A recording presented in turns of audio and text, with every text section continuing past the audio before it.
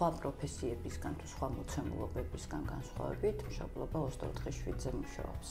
ბავშვები ემოციურ დისტანცირებას გრძნობენ, რაც მათი ფსიქოემოციური მდგომარეობის ჩამოყალიბებისთვის ძალიან არასასურველი არის. ეს პასუხისმგებლობები შემოქმედები თავისუფალ სივრცეს ავიწროვებენ ძალიან, რა უფრო მნიშვნელოვანია შენი და შენი შვილისთვის და შენი ბედნიერებისთვის. მაგალითად, გქონდეს დარეცხილი ჭურჭელი, თუ ითამაშო ბავშვთან. მათი მშობლობა, მიუხედავად იმისა, რომ 24/7-ზე გვიწევს მშობლობა, არ ნიშნავს იმას, რომ ჩვენ რაღაცა ჩვენ საკუთარ თავზე ზრუნვა უნდა გადავდოთ.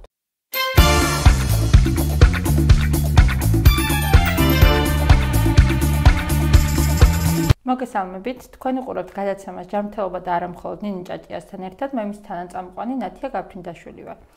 დღევანდელი ჩვენი სასაუბრო თემა არის მშობლების გადატვირთვა და მენტალური გამძლეობა. სანამ თემაზე გადავალ და ნინისთან გადავალ კითხვებით, მინდა რომ მოგიწოდოთ, რომ გამოიწეროთ ჩვენი არხი, დალაიქოთ ეს ვიდეო და დაგვალოდოთ ყოველ ხუთშაბათ 9 საათზე დარიო რადიოსა და ნინი ჭაჭიას YouTube არხებზე.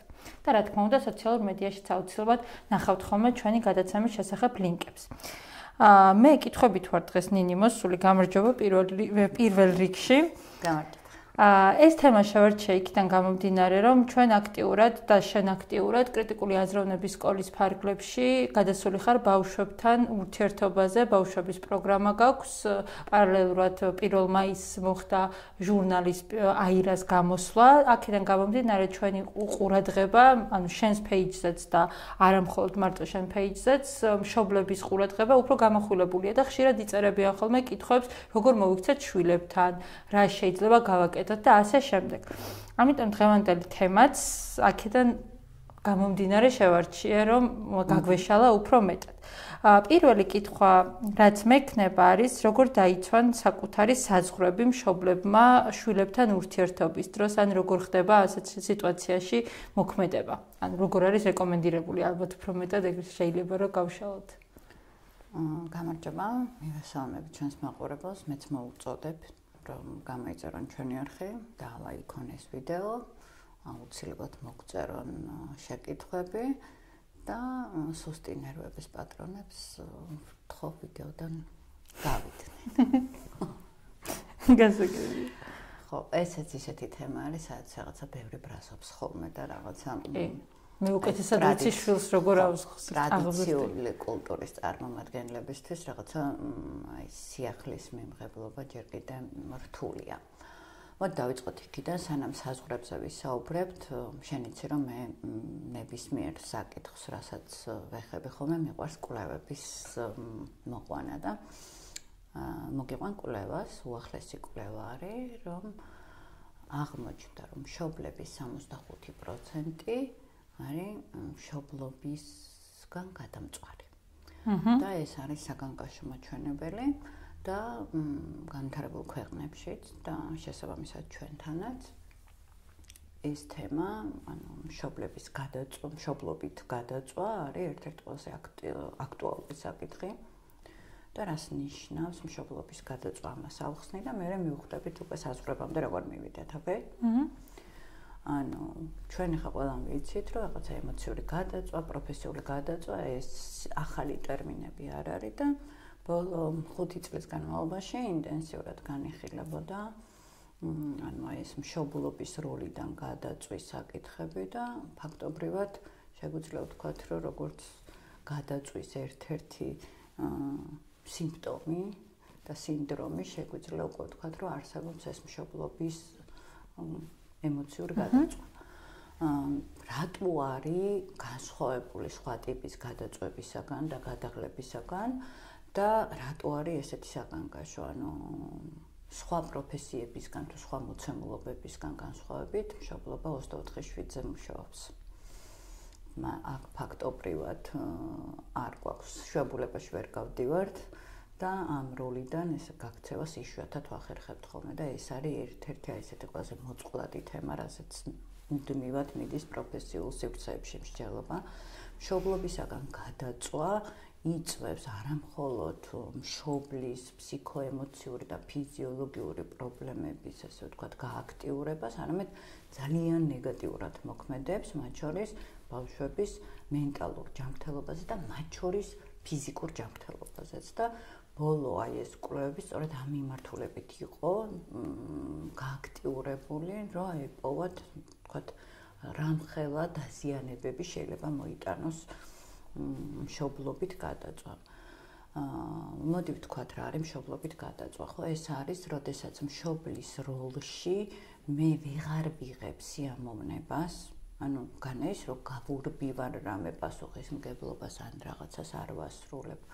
ანუ ვეღარ ვიღებ სიამოვნებას, რომ დედა ვარ და აღმზრდელი ვარ და აი ამ მიმართულებით, ანუ აბსოლუტურად დაკარგული მაქვს ეს სიამოვნების ისა სურვილი მაქვს და ვცდილობ, რომ ემოციურად მაქსიმალურად დისტანცირდე ბავშვებისაგან და ან ბავშვისაგან და შევასრულო მხოლოდ რაღაცა ესეთი სტრუქტურირებული ამოცანები, სადაც აი ეს თავისუფალი ინტერაქციები ძირითადად შეზღუდულია და ეს ძალიან ნეგატიურად მოქმედებს არა მხოლოდ მშობლისა და შვილის ურთიერთობაზე, არამედ რა თქმა უნდა ნეგატიურზე გავლენას ახდენს ზოგადად ადამიანის ცხოვრების ხარისხზე, პროფესიულ ხარისხზე, ნეგატიურად აისახება წყვილის ურთიერთობაზე აუცილებლად, ანუ დედისა და მამის და შიდა, ანუ საღმსრდელო საკითხებით დაკავებული ზრდასრულების ურთიერთობაზე ძალიან ნეგატიურად აისახება. ეს ერთი მხარე, თქვათ, რაც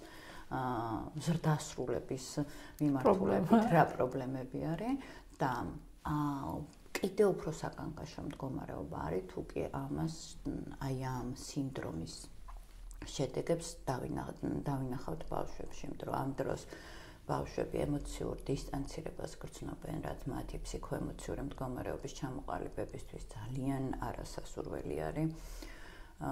ანუ ემოციური მოწყვლადობა, მომატებული შფოთვისა და დეპრესიული განწყობების ნიშნები, რაც მე დევიაციურ ქცევებში შეიძლება აისახოს, მშობლებისგან აბსოლუტურად ესე ვთქვათ, განრიდების მექანიზმები ერთვება ხოლმე ამ მიმართულებით და ეს რა თქმა უნდა ძალიან დიდ ზეგავლენას ახდენს როგორც ბავშვის ფიზიოლოგიური ტვინის ჩამოყალიბებაზე, იმიტომ რომ ეს კვლევა არ იყო მარტო ფსიქოლოგიური, ნეიროფსიქოლოგიური მიმართულებით მიდიოდა, მათ შორის ხა ჩვენ ვიცით, რომ ბავშვის ტვინის განვითარება სადღაც 18-21 წლამდე მიმდინარეობს და შესაბამისად, როდესაც ესეთი მნიშვნელოვანი, ესე ვთქვათ, მტკივნეული საკითხები ხდება ბავშვის განვითარების პროცესში, ეს ნეიროპლასტიურობა ძალიან იკარგება და არასწორი მიმართულებით ვითარდება, რამაც შეიძლება არა მარტო, ესე ვთქვათ, ფიზიოლოგიური,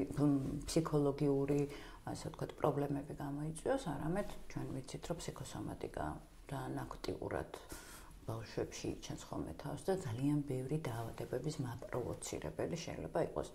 ეს არის ერთ-ერთი ყველაზე რთული მექანიზმი და ვფიქრობ, ერთ-ერთი ყველაზე მნიშვნელოვანი საკითხი არის, იმიტომ რომ ამ კვლევამ რეალურად 65% მომუშავე მშობლების ეს არის რაღაცა უზარმაზარი ციფრი. მე არ მახსენდება ესეთი ციფრები რეალურად სხვა აი ამ რაღაცა არასასურველი მენტალური მდგომარეობის შესახებ.